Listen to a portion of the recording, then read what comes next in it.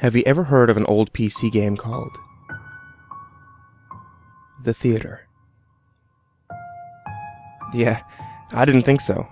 Probably because many people say it doesn't even exist.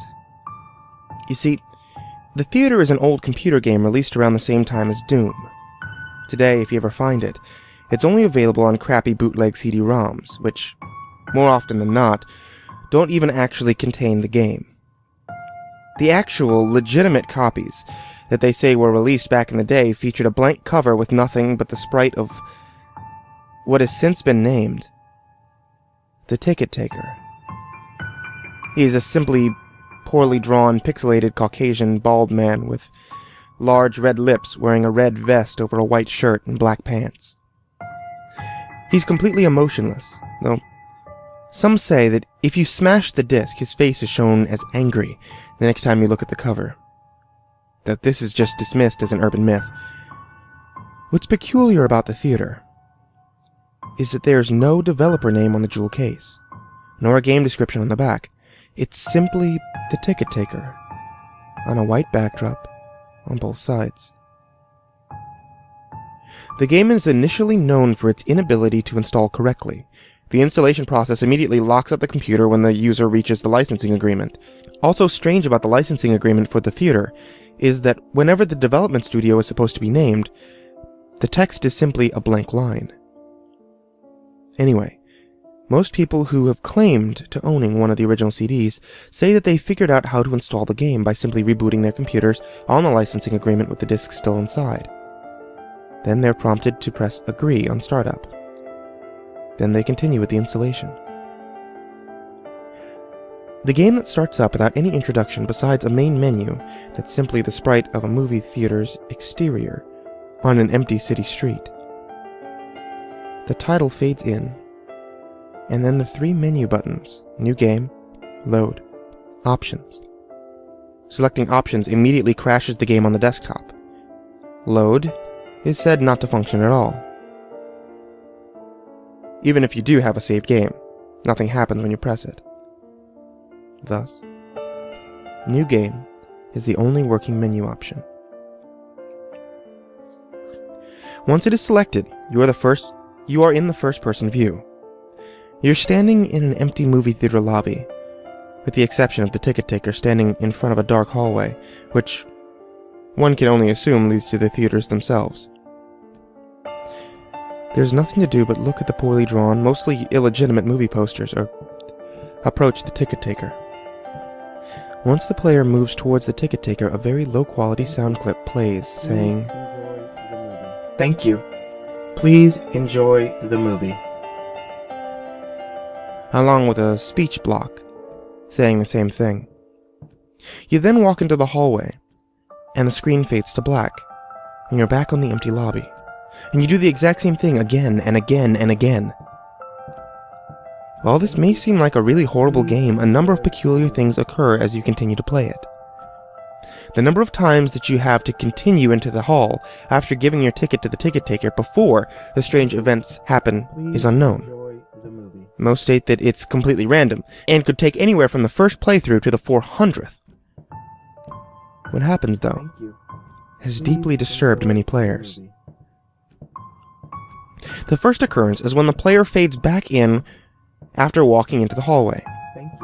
This time, they'll notice the ticket taker is completely absent. The player then, without any other options, decides to walk into the dark hallway. The sound clip and text mentioned previously still play in the absence of the ticket taker, but when the player walks into the hallway, the screen does not fade out. It goes pitch black as they walk deeper into the hall, but the player's footstep sound clip is still playing as they continue to push the up button on their keyboard.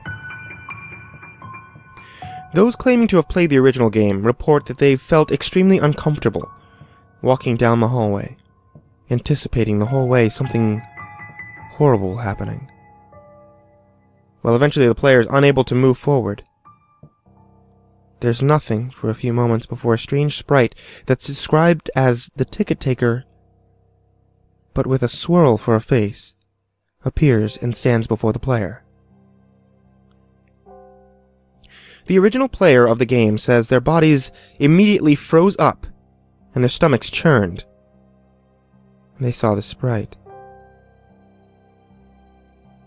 which is appropriately named the Swirly-Head Man. Nothing happens as the Swirly-Head Man stands before them. Then suddenly, a piercing screech plays as the game glitches out. This lasts for a few minutes, with the screeching being continuous.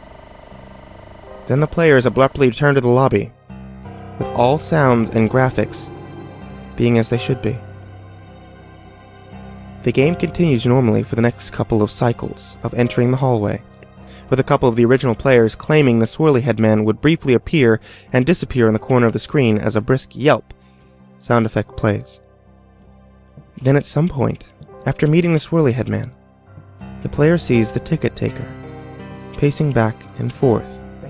Though there's no walking animation, the sprite's limbs are completely static, so he just hops, up and down slightly, as a substitute, with his eyes being wide and his mouth open to simulate a worried expression.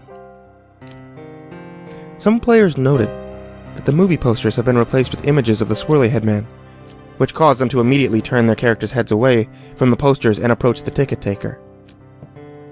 Then another different, low-quality sound clip plays, but the speech block contains nothing but corrupted characters that cause whatever text that they would have been in the box to be completely illegible. Due to the extremely low quality of the sound, it's debated by players what exactly the ticket taker says at this point, though it's widely agreed that he says, "Never reach the other levels." Then the screen fades out, once again, and returns the player back to their starting point in the lobby. But the ticket taker is gone. The hallway is blocked by a large brick wall sprite. Touching the brick wall will immediately crash the game. And that's all there is to it. No one knows what the other levels are, or how to gain access to them, nor is it known why the Swirly-Head Man causes such acute fear in those who have seen him in the game. All the original copies of the theater have either been lost or destroyed. But the creepiest part is the fact that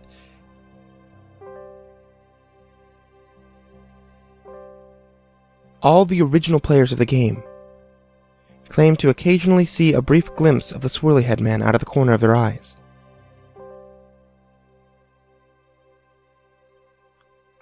Including me. Whatever you do, don't reach the Other levels.